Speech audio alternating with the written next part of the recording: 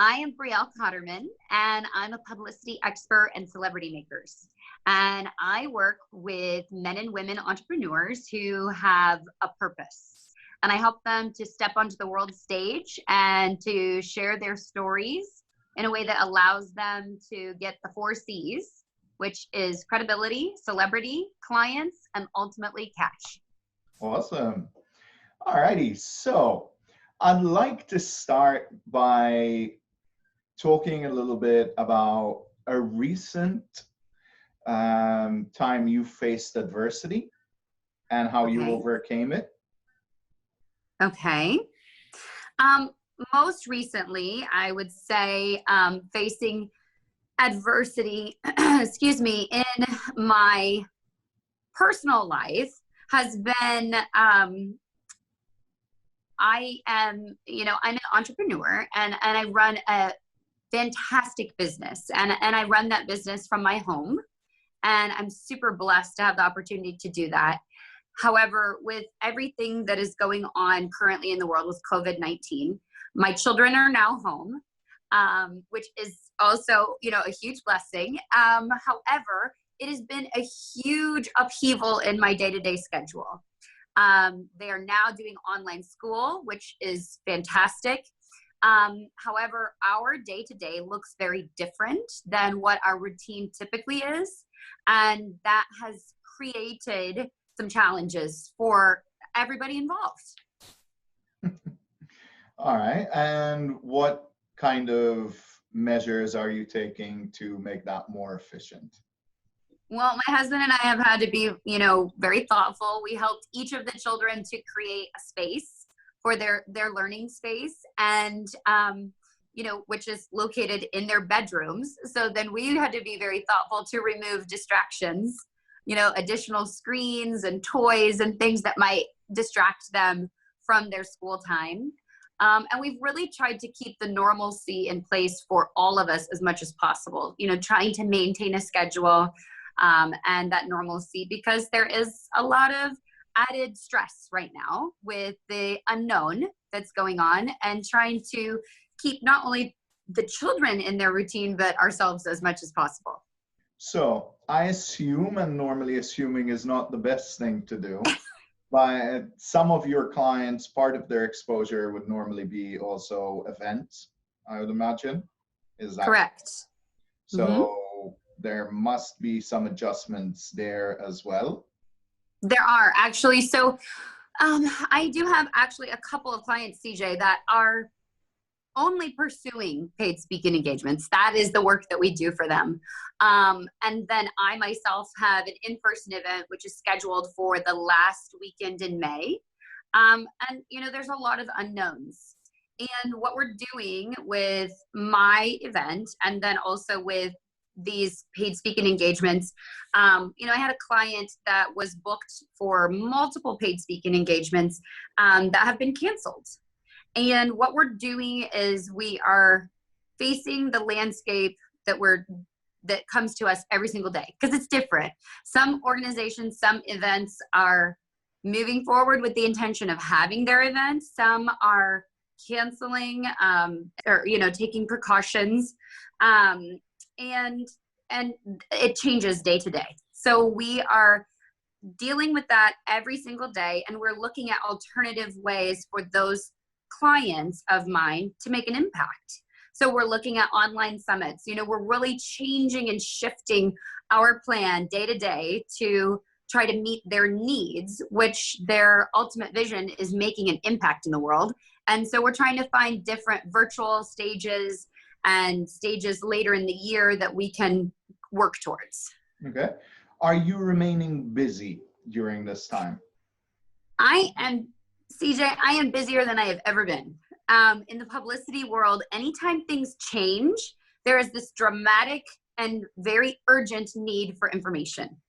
And there is an urgent need for experts to step forward. And with all of the changes that are going on in day-to-day life and in business, my clients are being summoned, left and right to speak about different things, to show up as an expert contributor, and to give their opinion. And to honestly, the piece that is really getting the most traction is my clients that really have a message of hope.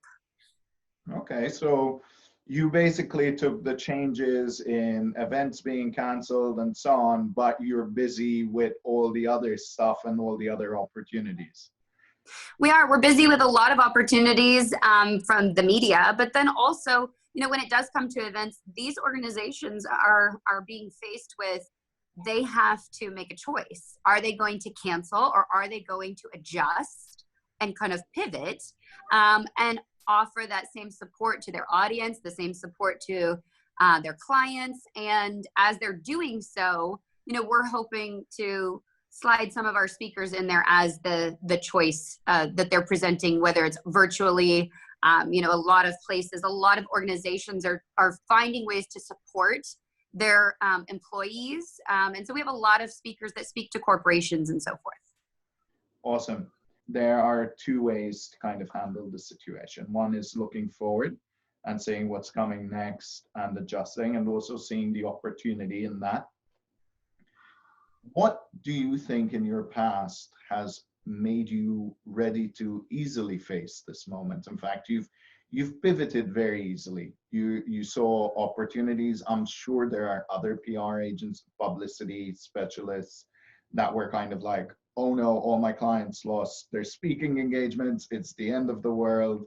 Whereas what you're doing is you're like, no, there's other opportunities. Let's figure out how to make the most out of those. That's a mindset. Absolutely. Why do you have that mindset? What, if you go further back, what is it that gives you that strength? So CJ, I think it's really important to understand and to remember that we all face adversity at some point in our life. There are, and I like to say there are like seeds of darkness that are planted in our life. And we have to recognize that. So no matter what it is for you or for any other person, they are there, those challenges. And so many years ago in my previous marriage, I am a survivor of attempted murder and domestic violence.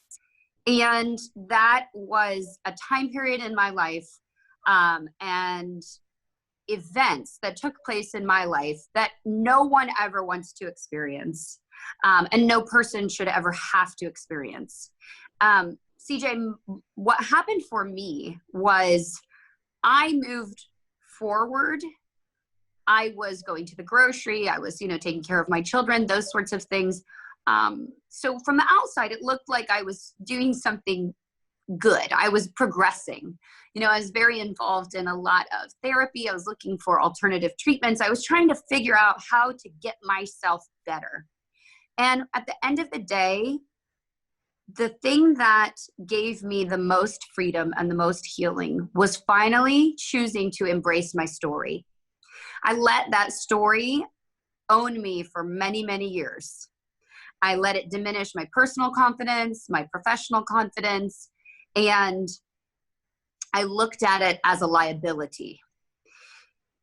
In the PR world, I worked with so many people, and I saw every single day the people who were skyrocketing to success were the ones who knew how to tell their own story.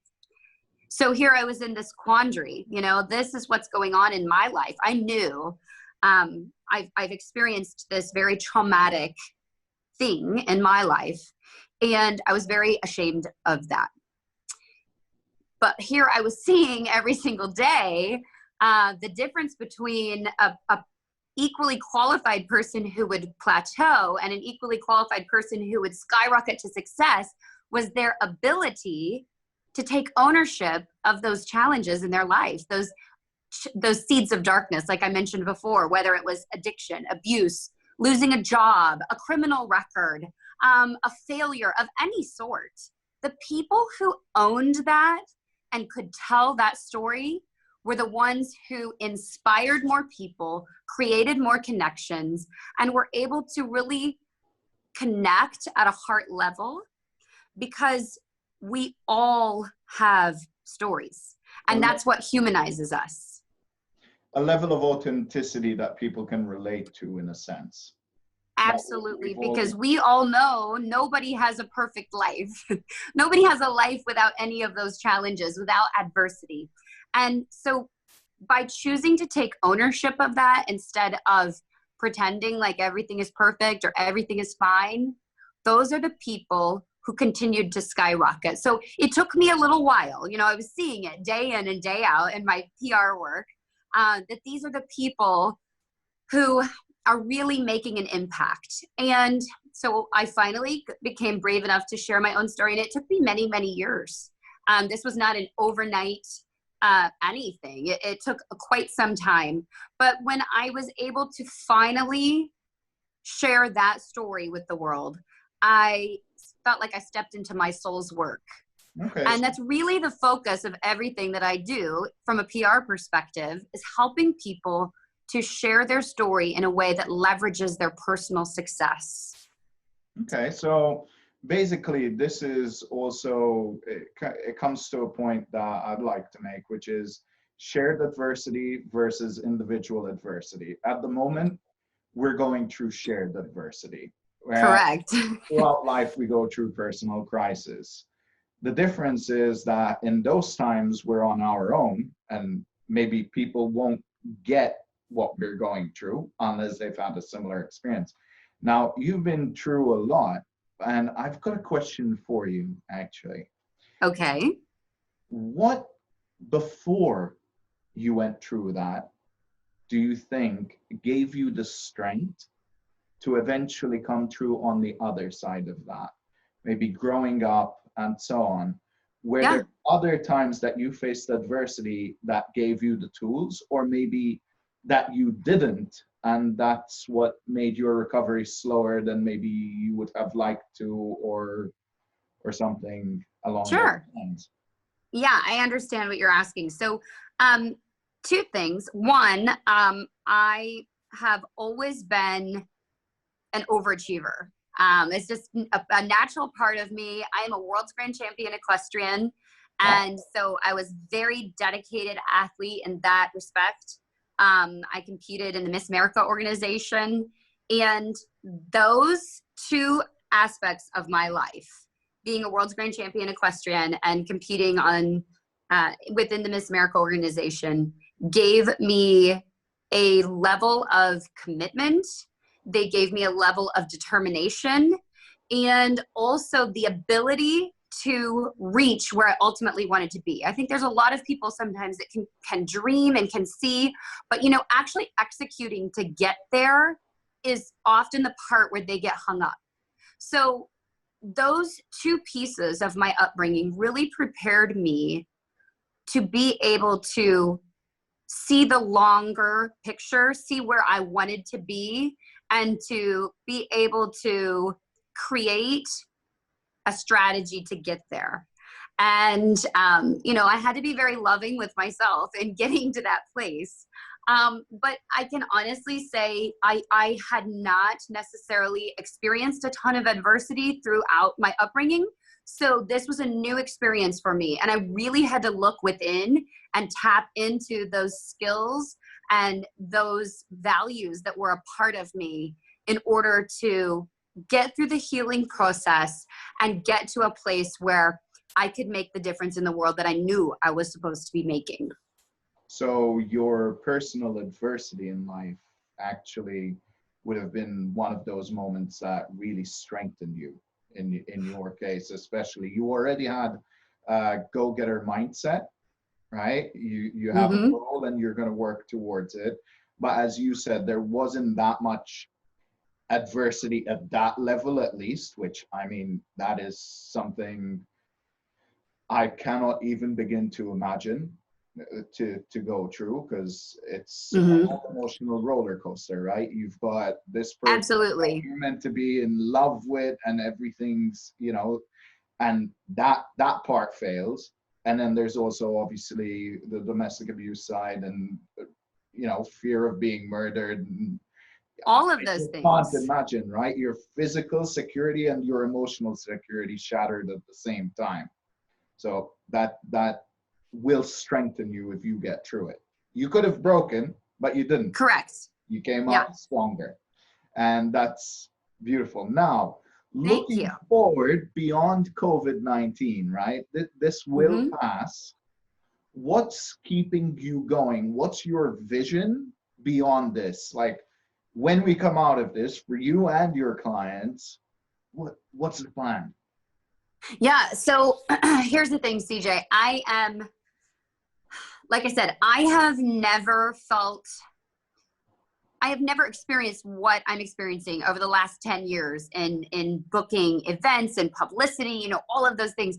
Because my clients, like I said, every single one of them is a purpose-driven entrepreneur, and they all have a story of triumph. They all have this special piece that allows people to connect with them. And especially in this time of adversity, people need that hope. So looking forward, I think I predict a couple different things. One, I think that the rush to online entrepreneurship is going to be even larger than it has been in the past. I think people are craving in-person connection. And I think that, my clients, I have a client that is an event planner. And so what I foresee is that people are craving human interaction and connection, and they are going to see a huge influx and explosion in events. People are going to be going out, going to in-person events to, hear people speak and all of those sorts of things. So for me, with clients coming on, we're just having an influx of opportunity, not just for features and showing up and that sort of thing, but we're also having this influx of people who have kind of had one toe in the online entrepreneurship world and one toe in the brick and mortar world.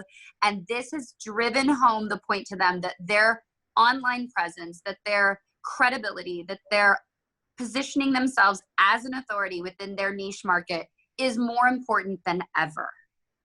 Okay, so a new normal, but still a bounce back to normal because it's been denied us, in a sense. It is Now, what you were anticipating, right? I want to make sure I'm understanding correctly, but what I heard is events are going to make a comeback because we're going to need them, especially after being deprived of them. And sometimes, especially if we can't have something, we might we not want it. anticipate Yeah. an event, and now we do. So I think that is that what you're saying? Yeah. I think the landscape is going to look different. I mean, I think things are going to shift for sure. I think there's going to be shifts within certain industries, especially, but I do think people are craving that human interaction. And so for instance, like I have a new client that's coming on board who has been creating an educational opportunity with the vision of having it both in brick and mortar and online. However, this has just driven home the point to her that it's so much more important that the online presence be really solid, that her credibility be even higher, and positioning herself as the authority within her niche. So the publicity piece is more important than ever. Awesome. I've got a specific question for you as a publicity expert, right? So one thing that when you're going through crisis and adversity, often one of the hardest things is to expose yourself, to expose that vulnerability. And what you're saying is that with the people you've worked with, exposing that vulnerability and using it in a sense to share their story of hope has been a powerful tool. Now, I would imagine right now, there are some people that their business is going through a very rough time. They've portrayed possibly an image of we're solid, but now more than ever is a good time to open up and ask for help from the community, from friends, from family. And sometimes that's not necessarily financial. It can just be emotional, just having someone to talk to, as opposed to self-isolating emotionally when you're just meant to be self-isolating physically. What could you tell them as someone that has seen people harness those moments of adversity to bring hope to others? What would you tell them? I would just tell them that they need to look beyond the stories that are in their mind. A lot of times we create this whole narrative around how people are going to think, the responses that are going to come up, and judgment, all of those sorts of things, those rattle around in our mind a lot. But the reality is, this is a challenging time for everyone in different ways. And choosing to be authentic and choosing to be vulnerable in those challenges is only going to endear you to those people who you really do need the support from: your family, your clients, your audience, whomever that may be. And so I don't think that we want to rush to the position of, sharing, oh, we're in crisis, because typically when we have some emotional things that we have to sort out before we can share that story in a way that will inspire, because that's really what we want to do with that story. And so we want to get really real. And my best recommendation, CJ, is always that organizations, whether it's a brand story, a personal story, write it in third person. Remove yourself from the emotion and give yourself that freedom to write this little narrative and when I say little because it needs to be brief, but write this very important yet brief narrative in third person so you can remove yourself from the emotional piece. And then by starting it from that perspective, you're going to allow yourself to deal with the emotions that come up for you. Okay. And once you kind of worked through that, then you can get to the place, when you can get to the place where you can tell this story and share this story, like I said, it's only going to endear you. And because typically stories that are related to our why, our challenge that we're currently facing are filled, they're rooted in a lot of passion. Otherwise, it wouldn't be that important to us and it wouldn't be making that much of an impact. Makes sense. All right. You have been awesome. Well, thank you. Do you have a final message, something you think our audience should hear? I just want to say that the time when I finally got to the place where I could share my own story, CJ, I had an existing business, but I set myself free in so many ways that I was able to 4 times my business within the year of starting that narrative, of sharing that story of this is who I truly am. And who I truly am, even though I do publicity and I help people to step onto the stage and look and speak fantastically and all of these things, it's not always perfect. There are details and there are challenges and there are ups and downs. And it is given so much hope because by sharing our own stories, we give other people permission to acknowledge that they have a story themselves, and we give them hope that they can share it and they can make an impact as well. Awesome.